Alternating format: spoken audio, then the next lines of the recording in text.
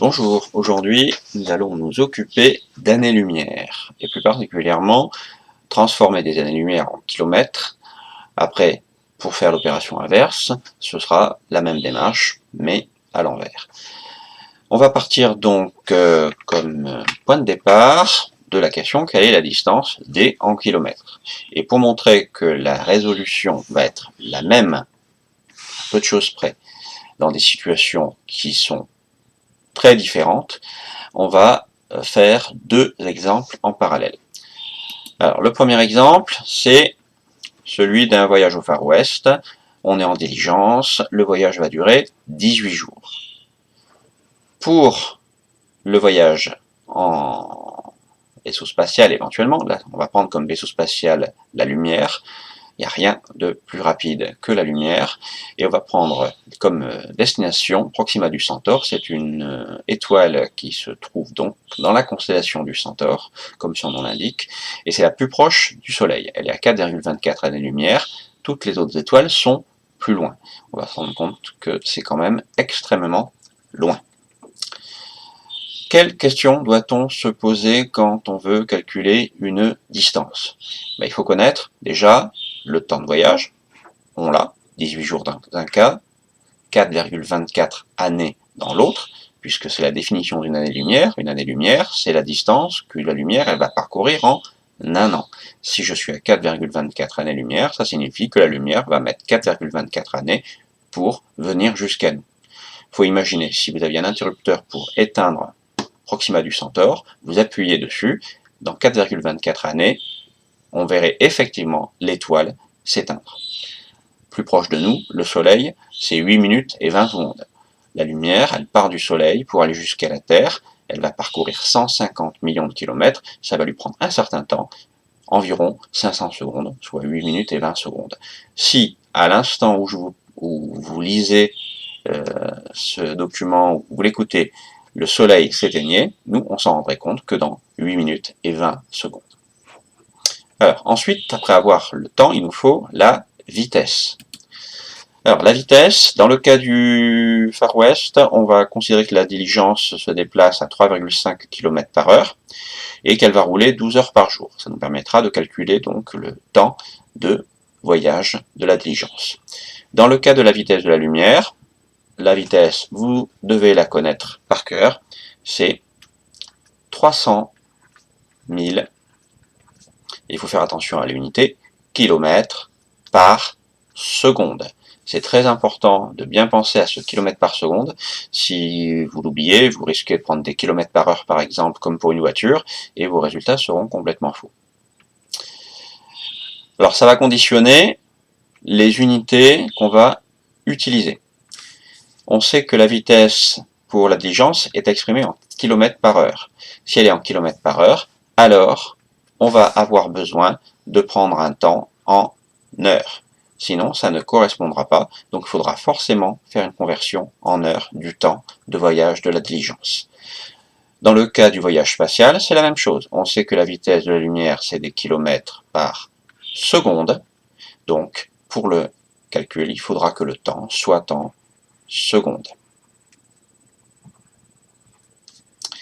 Ensuite, on va justement calculer ce temps. Alors, on a dit que dans le cas du Far West, on avait un voyage qui durait 18 jours. Ça, c'est le temps. Et on le souhaite, à la fin, l'avoir en heures. Dans le cas du voyage spatial, on a un temps initialement qui est en années. Donc 4,24 années. Et à la fin, on le veut en secondes. Pour faire ça, il va falloir multiplier le nombre de jours ou le nombre d'années par un certain facteur pour passer aux unités en dessous. Alors si on commence par ici, en jours, on voudrait des heures. Donc on va regarder combien il y a d'heures dans une journée. Combien il y a d'heures dans une journée, on sait qu'il y en a 24. Donc on va dire, on va prendre le 18 et on va le multiplier par 24. On obtient 216 heures de trajet. Dans le cas du vol spatial, alors, le nombre d'années passées directement au nombre de secondes, ça risque d'être difficile. La valeur, elle n'est pas à apprendre par cœur. Ce serait complètement d'ailleurs idiot de l'apprendre. Il vaut mieux savoir comment la retrouver de manière plus simple et en plusieurs étapes. Donc on va faire une première étape, juste en dessous des années, on a des jours. Pour avoir des jours, eh bien on va prendre le nombre d'années, 4,24, et on va le multiplier par le nombre de journées dans une année, soit 365. Alors on va même être plus précis, on va mettre 25 pour tenir compte que tous les 4 ans, on a une année bissextile qui dure 366 jours. Alors ça vient du fait qu'en réalité, ça c'est la vraie valeur, une année dure 365 jours, 25, parce que la Terre ne met pas un nombre pile de jours pour faire le tour du Soleil. Entre le nombre de jours, c'est une année, c'est le trajet de la Terre autour du Soleil, et le nombre d'heures qu'il y a dans une journée, à savoir le temps qu'il faut à la Terre pour faire un tour sur elle-même, ça tombe pas pile l'un avec l'autre. Donc, si on fait le calcul avec ce 0,25, on arrive à 37 168 jours. Étape suivante, après les jours, on peut passer à des heures. Même chose, on reprend le nombre de jours, que l'on va multiplier cette fois-ci par le nombre d'heures dans une journée. Ça, on le sait bien, c'est 24. Si on fait le calcul, on obtient, là ça commence à devenir déjà un tout petit peu plus... je me suis trompé. Alors, là c'était pas 37 000. Je suis allé un tout petit peu trop vite, 4,24 fois 365,25, ça fait 1549. Vous voyez, on n'a pas faire attention à ce qu'on fait, on écrit des bêtises. 1549 jours. Je multiplie mes 1549 jours par 24, et là on va obtenir 37 168 heures. Pour l'étape suivante, mes 37 168 heures, je vais les multiplier par le nombre de secondes qu'il y a dans une heure. Le nombre de secondes qu'il y a dans une heure, c'est 3600. Je vous rappelle, ça veut dire il y a 60 secondes dans une minute, il y a 60 minutes dans une heure, 60 fois 60, 6 fois 6, 36, et les deux zéros, 3600. Cette valeur serait à apprendre par cœur, ça serait pas mal. Si on fait le total, là on commence à effectivement avoir un nombre absolument indigeste, 133 804 224 secondes. On peut passer à la suite. On a le temps en heures pour la diligence, on a le temps en secondes pour le voyage spatial.